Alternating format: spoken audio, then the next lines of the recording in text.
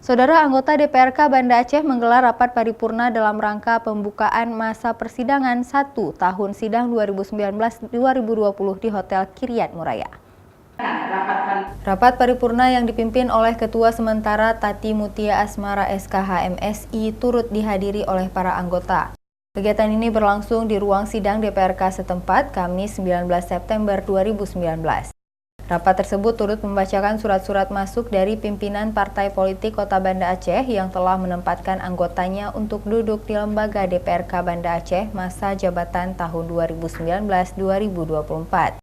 Selain itu juga mengadakan pengumuman pembentukan fraksi-fraksi dewan, pengumuman penetapan usulan calon pimpinan definitif DPRK Banda Aceh masa jabatan tahun 2019-2024, serta penetapan panitia khusus peraturan tata tertib DPRK Banda Aceh.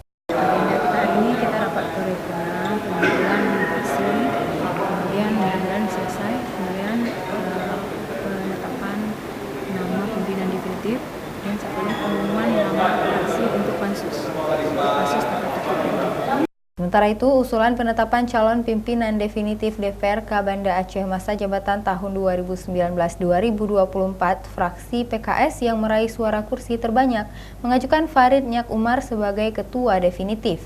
Menurut informasi yang kami dapatkan, kurang lebih sepekan proses di Gubernur, lalu setelah itu setelah SK keluar baru bisa dilakukan pelantikan pimpinan definitif DPRK Banda Aceh.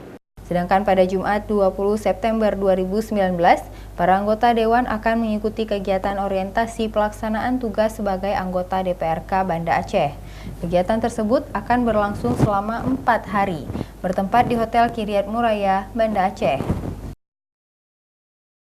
Rosi Alfian, Kompas TV, Banda Aceh.